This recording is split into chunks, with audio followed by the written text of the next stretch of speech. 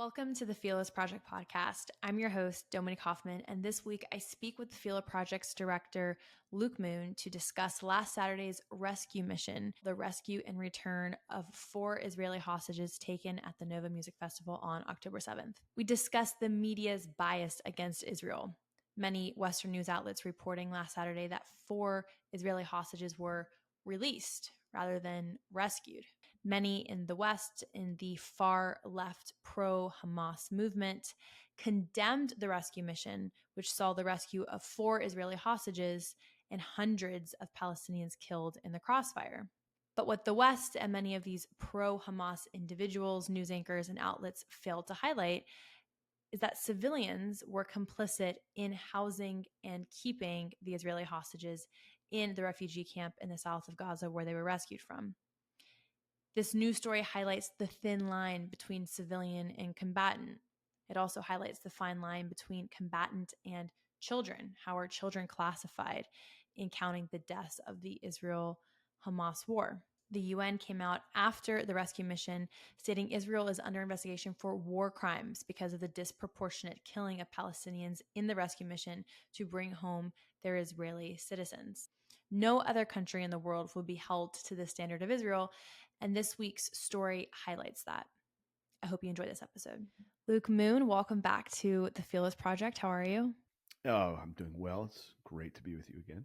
Great to have you back. And just to point all of our listeners to the Luke Reacts videos that have been going up on our YouTube channel, those have been a great hit. So just a shameless promo of the media stuff you've been doing here at Philos. Well, I appreciate all the shameless promo. I am shameless in general, so having shameless promos no big deal. What did you talk about this week? Maybe we can kind of use that as a segue because we'll talk a little bit about some of it in this episode. Well, I talked about actually the use of child soldiers by Hamas and the other terrorist organizations within, either the West Bank, Judea and Samaria, and Gaza. And when basically the UN once again decried, there's so many deaths and, here's a 16-year-old kid, he was shot, whatever. And it turns out, well, that, it's one of those moments where they take a picture, like the nice, sweet picture of the kid who's like riding his bike, has his, baseball hat on and, like going to church outfit or something like that. And then, but in reality, the other picture is him holding AK-47 or an AR or something like that. And in reality, when someone's coming at you running with something in their hand and you don't it could be a rock, it could be a grenade, it could be a pipe bomb. You don't know actually. And so, and these are 16 and 15-year-olds that are getting killed, and they're not labeled as combatants. They're labeled as children being killed, right? So when people see the death toll of hundreds or thousands of children killed, there's no you actually have no mechanism to determine what was going on at the moment when those kids were killed. Were they combatants? Because there's a lot of kids involved. And so I went off on that for 45 minutes or so. So head on over to the YouTube channel. You can hear it all. No, but that's a good segue because this week we're going to talk about the media bias against Israel through the lens of the hostage rescue that just happened. So maybe we could start there. What happened this past weekend, just broadly, and why was it a win for Israel? Yeah, last Saturday, there was a rescue of 4 Israelis from Gaza. They're from a kind of a refugee camp, very tight urban center in the southern part of Gaza near Rafah. All eyes on Rafah kind of thing. Well, all eyes on Rafah. You would see hostages because that's where they're at, and really daring daytime raid that was weeks in the making. Israel came in with they had undercover people who came in a Sprinter van with a mattress on top, and they said, oh, we're just we were we're fleeing the IDF, up north, and we came down here, we're getting an apartment, whatever, and they parked right next to where they knew the hostages were being held, and they propped up a ladder. They went in, they killed the people who were keeping the hostages. One was with a doctor and his family, and then the other was being kept by a journalist for who actually wrote for Al Jazeera among other outlets, and killed them. And then in the one that was holding they were in two different apartments. So there was the a young woman named Noah who was in one apartment, and then three men were in another. And the one that had the three men, news came out just actually today that they had 30 Hamas fighters shooting at them as they were trying to rescue these, because they were being, the whole apartment building was basically Hamas run, controlled. And so, that was one IDF guy was killed in the action, and he was killed by the one of the 30 Hamas fighters. And the issue is that Palestinians are saying 274 civilians were killed.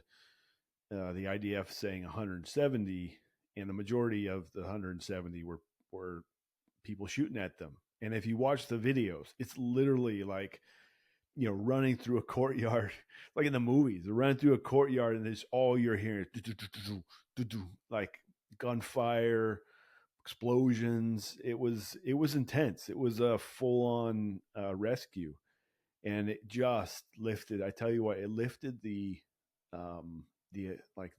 joy that hit the Israel and the friends of Israel. And I'll tell you one cool story. There was a mayor in New Jersey, and she's got a bunch of Orthodox Jews in her town, and she knew that they were in Shabbat, and so they didn't know. And so she actually got in her car and drove over to the synagogue where the Orthodox Jews were, and told them what happened, which is just it's really sweet. But that it was such a, everybody was dancing and super happy for the rescue of the 4 hostages alive, and are doing well. I love that you use the word rescue and not release. Any reactions to really not just radically left-leaning media, but the media at large really reported this as 4 hostages released. Why is the word released versus rescued problematic and emblematic of the Israel bias in the media? Well, I mean, to talk about the Israel bias is almost to talk about how water's wet, right? At this point, because it has been so glaring the entire time since the war started. Actually, before the war started, there was already, the bias was already there, but it has become much, much more pronounced. I mean, release gives the idea that Hamas is in a in a gift giving mode, right? They're just like super, they're feeling kind. It's the altruism of Hamas is showing through, right? That's what release sounds like, because that is, the language around the ceasefire, which by the way Hamas rejected again this week, is, if we did a ceasefire, then Hamas will release an X number of hostages, and so they're so used to using that language because they're totally fine with Hamas existing. I am not, by the way, to be clear, and I'm sure everybody's doubtful was wondering where does Luke stand on Hamas before this moment. I know, but yes, utter destruction, total destruction and destroying of everything related to Hamas is what I support.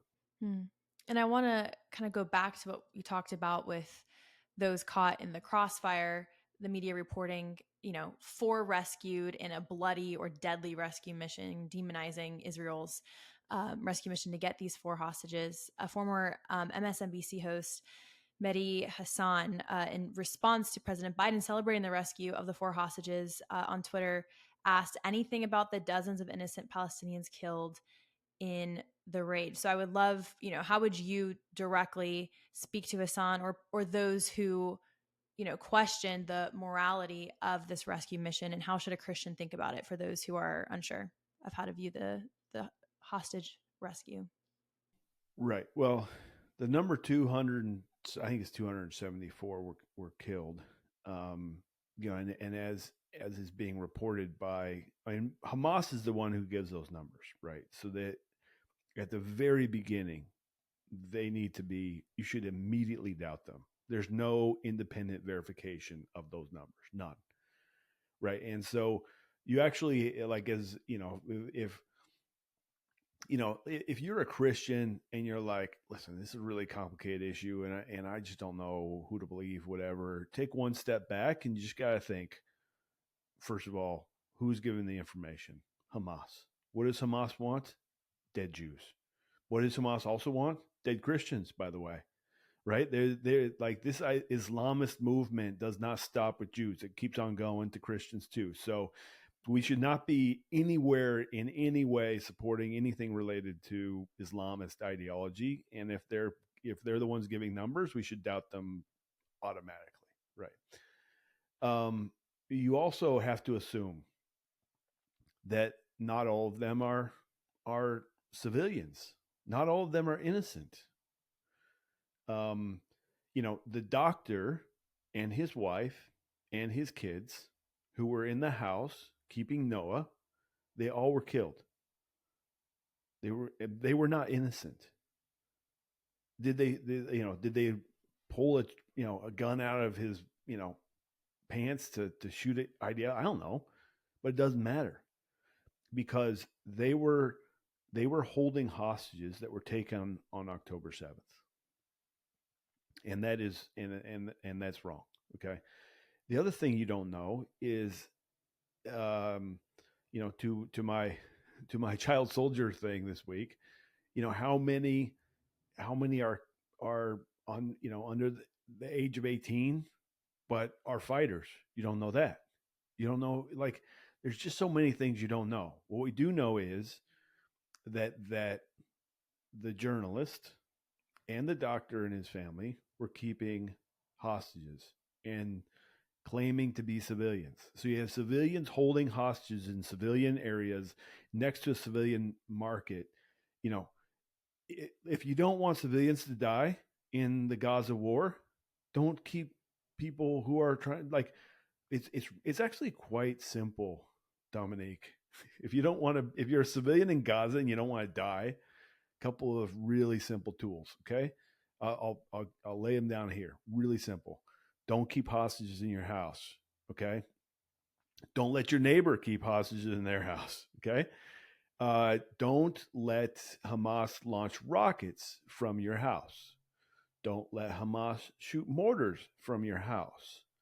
Don't let Hamas have snipers in your house. Then you will probably not die. It's really easy.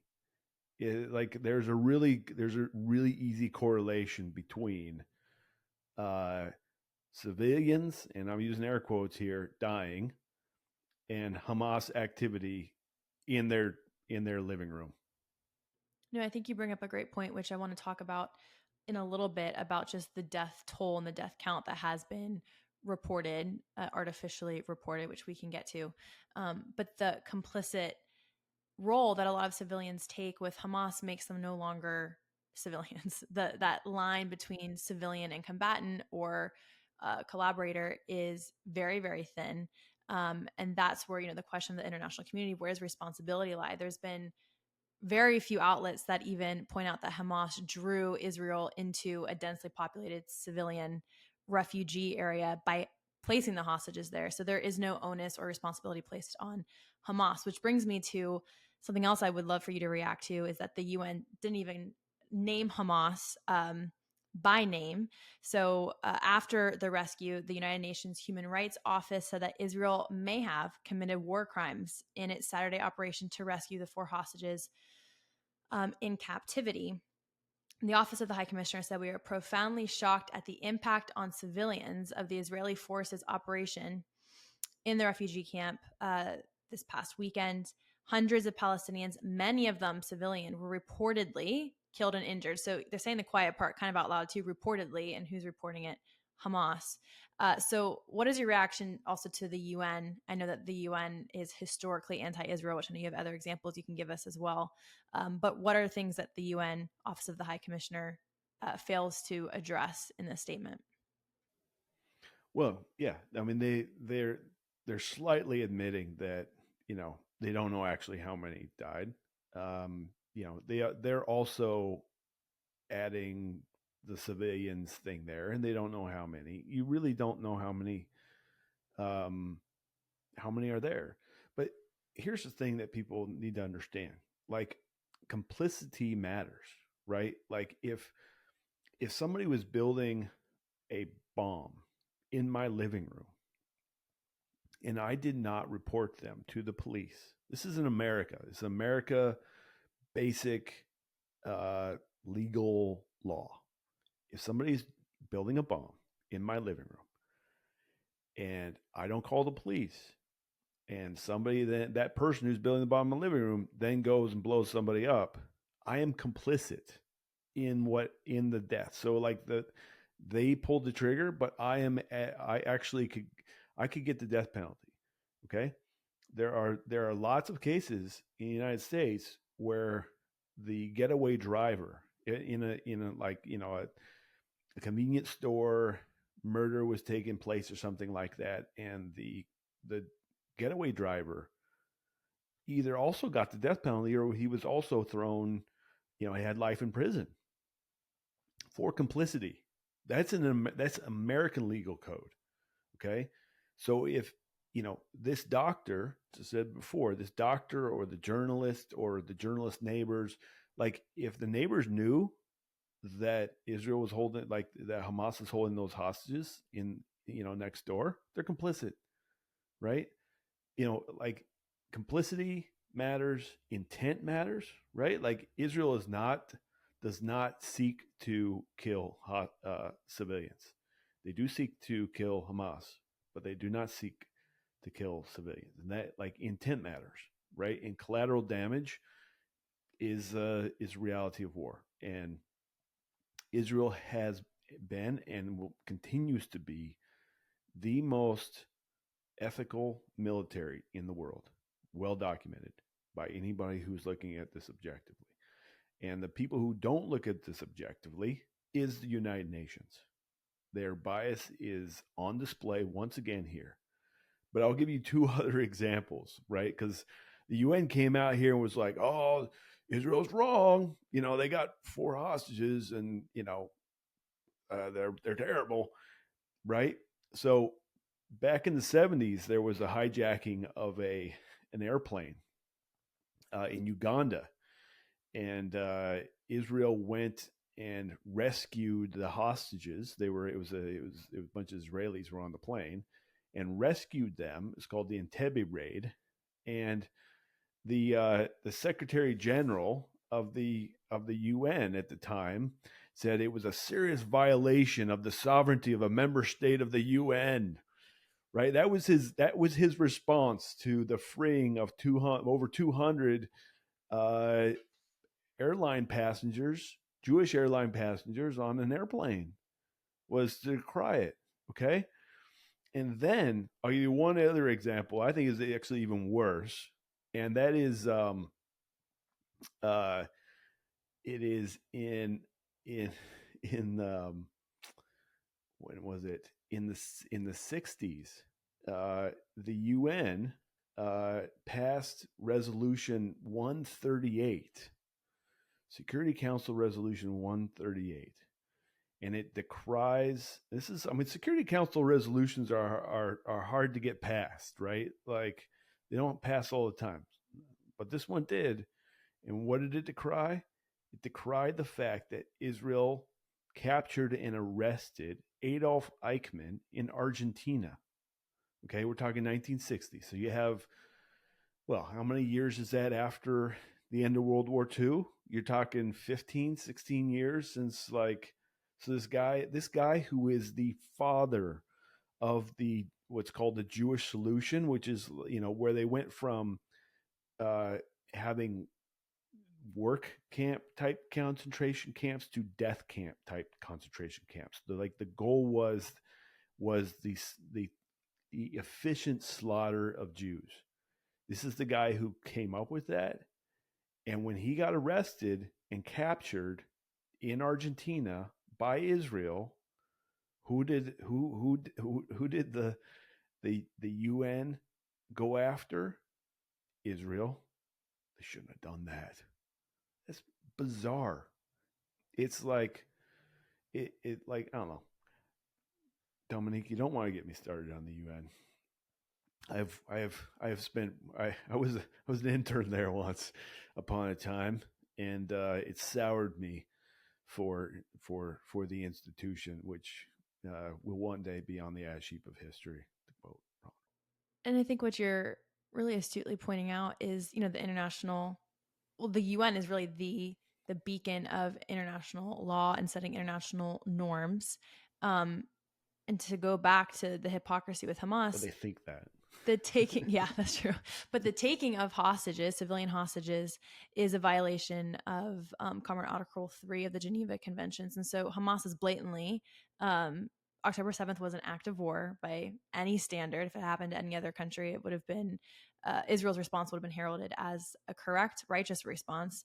And the taking back of their people held hostage, refused to be let go, is well within Israel's right of self determination, and the UN only holds this moral yardstick for Israel and no other country. But it brings me circling kind of back to this conversation about civilian accurate representation of the death toll reported by Hamas, but echoed by the rest of the world and the Western media and the UN.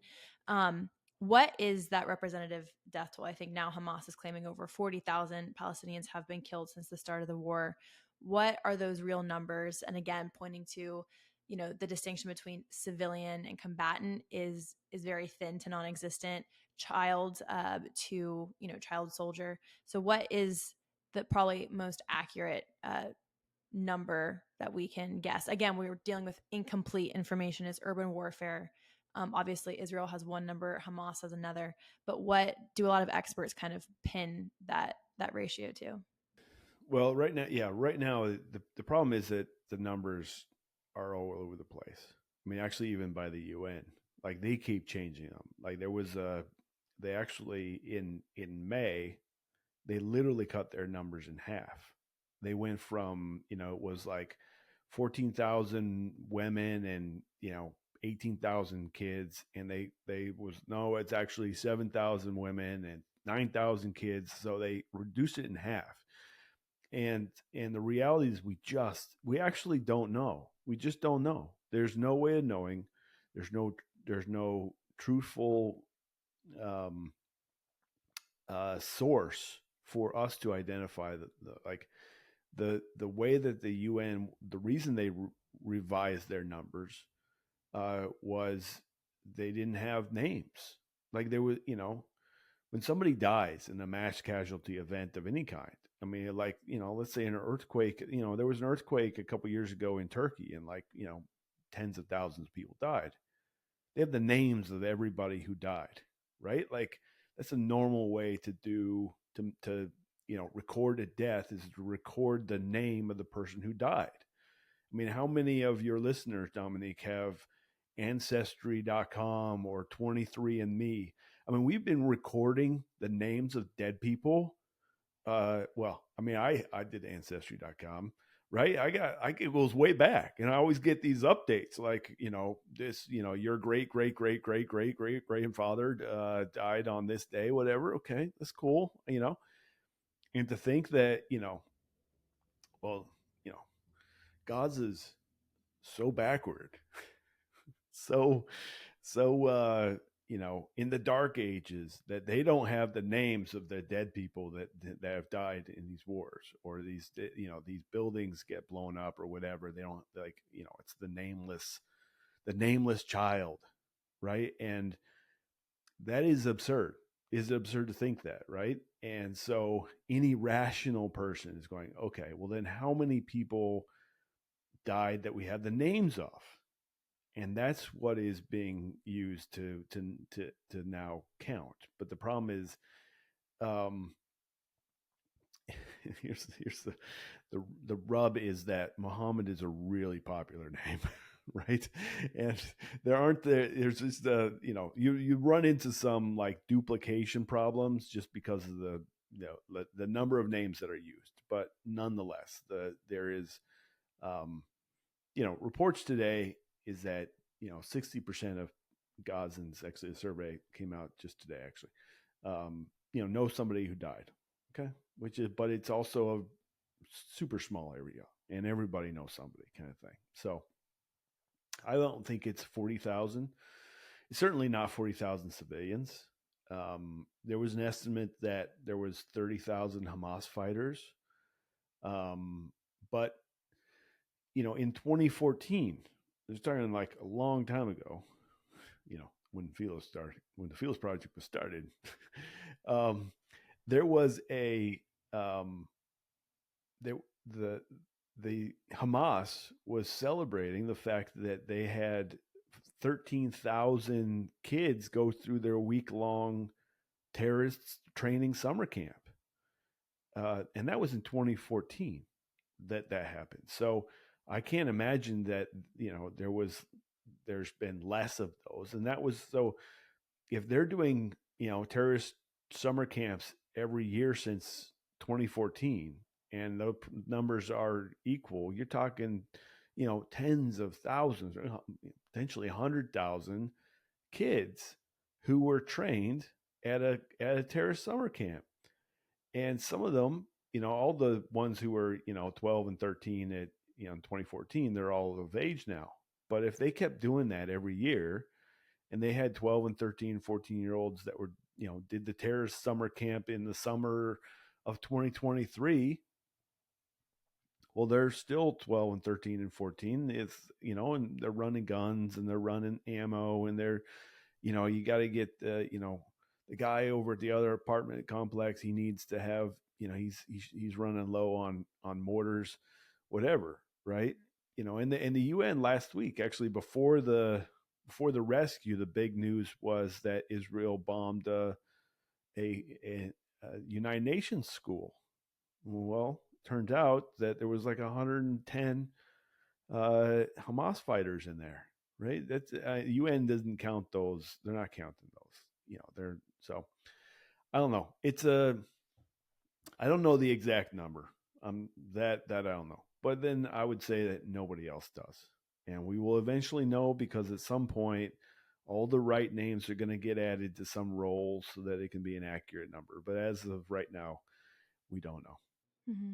And inflating the death toll benefits Hamas, and it benefits the narrative that the media tries to paint. I'll probably try and insert a graph of the death toll, which has steadily and artificially climbed at a statistically even rate since the start of the war, which you don't see happening in a natural or inaccurate war casualty reporting. But even the the guy who is in charge of the Gaza, or Hamas for Gaza, Sinwar, there was a Wall Street Journal article about him this week in which he says that the civilian deaths are they're good for Hamas. Like it's total PR, and it's totally like the incentive for Hamas is to inflate the numbers. And if you know what the incentive is, you can kind of go back from there, because people are motivated by incentives, and Hamas is too, and they're incentivized by dead kids and dead women. Because sadly, the international community loves it. It paints their narrative and support for Palestine and Hamas, which is kind of, when I talk about Palestine typically on this podcast, it's synonymous with justifying and standing in solidarity with Hamas. But it also, as you pointed out, Luke, which I think kind of circles back to this child soldier conversation. It creates, Hamas knows that the death of their own civilians creates the grievances needed to radicalize the youth population. And then joining Hamas becomes a means of socialization, because it's really, there's not a lot of career opportunity outside of that for a lot of these young men in Gaza. And so it's this vicious cycle that Hamas feeds off of to ensure their own survival in Gaza. So I think that's an important point. I think in closing, Luke, what do you think, kind of bring it back to the West and maybe more evergreen conversation, what does the overall media bias here in the United States towards this conflict and reporting stories such as the hostage rescue reflect about our cultural decline here? Like, how is that emblematic of our own dying civilization? Yeah, well, there is a distrust of of the media in the United States in general. It's like one of the, there's a lot of of statistics that, like, I'm being facetious here, but people like toenail fungus more than they like the media, right? Like, that's the kind of statistics that you like. Which do you like better, colonoscopy or the media? People are like, I'd do a colonoscopy first, right? Like, they are, nobody's is. And the thing is that, for a while, there was, there was, a lot of the newspapers early on in the United States, actually, just not in the United States, but around the world, were political. Like, they had a political backing to them. Like, they had an agenda. They were not unbiased, if you will. And then there was this era of, let's call it, where media was perceived to be unbiased, that they were just reporting the facts, and it's just how it is. And I think we are back into kind of the early days of the media, where it was very much bias, and people are beginning to recognize that. And I think actually that's fine. Um, but the problem is that it's not just the media, but what it creates is this echo chamber of people who only, if I'm only around people who think like me, if I'm only watching the news that I agree with, and I'm only getting the information I agree with, and if I'm only friends with people I agree with, then there's a fragmentation of America that is very difficult to sustain for a long time, because we become very tribal very quickly, and tribes like to fight tribes. And so I think whether it's it's the decline of America, or just decline of the world, or we're still wrestling with this new technology or whatever, but we haven't progressed as humanity beyond, too far beyond the, our more beastly selves that are quick to, raise the fist and the stone, right? Like, that's coming. We had a moment, for peace for a while, but it's coming back. So, but I think we just got to, keep going in a positive direction. We are optimists, because we are Christians and we know the end of the story. And so for me, even in the midst of what looks insane and crazy and terrible,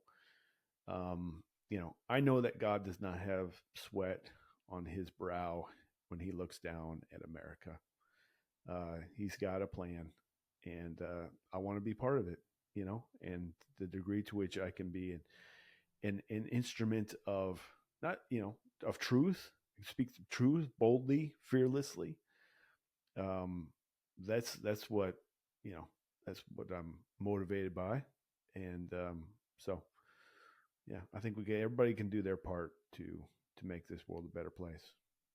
Well, on that very positive and uplifting note, since I don't always get to end on one of those, thank you for joining us, Luke. And I encourage everyone to go watch your segment on child soldiers, which will be up on the Philos Project YouTube channel this week. Thank you, Luke. Thanks. My pleasure.